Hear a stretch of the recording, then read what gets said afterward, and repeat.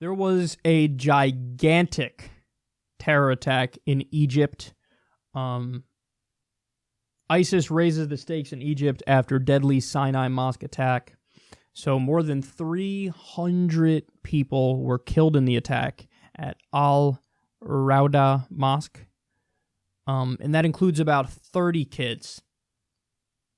So they burst in there with guns and they started lighting everybody up. I mean, those numbers are just totally unbelievable. What was it for the Vegas attack? It was, this far surpasses the Vegas attack, the mass shooting in Las Vegas. So just as disgusting as it gets, the people were flying an ISIS flag.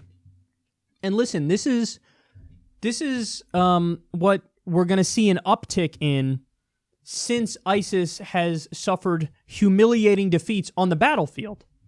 In Syria, for example, they've been basically ran out into the desert. Their towns and cities that they held, most of them have fallen.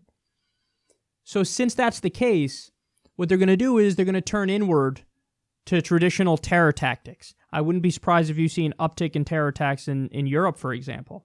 But you're seeing this is a terror attack in Egypt, and you're probably going to, Lebanon might be in trouble. Like, you're going to see, as ISIS faces more defeats in Iraq and Syria, where they're concentrated and they had pockets of power because they had certain cities and towns, as those fall, they're going to disperse. As they disperse, they're going to hatch plots to attack in more residential areas that are not totally under their control.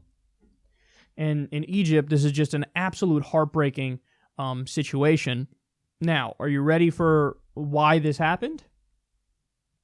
Well, they've spoken about it. ISIS has spoken about it. In fact, they quote them at different times in the article where they say, listen, we're against the polytheists, we're against the infidels, we're against the heretics. And so this mosque that they attacked, it was a Sufi mosque. So, Sufi Islam, it's more, they're not fundamentalists, they're not literalists. These are people who, it's a more, what's the proper word? I think they say mystical interpretation of Islam. It's not the same as the Salafists and the Wahhabists and the ultra-Orthodox fundamentalist Sunnis. And what happens is those people say, nobody's pure enough. You know who's pure enough for ISIS? ISIS is pure enough for ISIS. Al-Qaeda is not pure enough for ISIS. They say, yeah, you guys are the weak, you're not strong enough on this stuff. You're not fundamentalist enough. So you even have interfighting between the different terror groups, whether it's the Taliban, Al-Qaeda, ISIS, Boko Haram, I think pledged allegiance to ISIS, but Al-Shabaab, I think, is different. So, but that's what happens. The fundamentalists eat each other, and then, forget it. If you have a genuinely moderate interpretation of the religion, or for example, these guys, they're going to do the same thing with Shias. They also consider that, you're not real Muslims. We're the only real ones. And this is why, there's a fact that people bring up, and in context, you understand exactly what's going on here, where the victims of terror attacks in the Middle East, I mean, it's overwhelmingly Muslim anyway, but it's other Muslims. Muslims take the brunt force of ISIS terror. So, and this is what's happening here. They say, you're Sufi Muslims. We think you're not real Muslims, not true Muslims. And so they slaughtered them, including children, 300 people killed.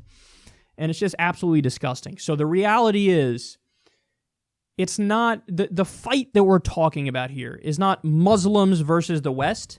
The fight is really ISIS versus everybody else, And sure, you could throw in the other terrorist groups there that are also interfighting as they fight against the West and everybody else, but sure. Al-Qaeda, ISIS, Boko Haram, Al-Shabaab, those groups versus everybody else.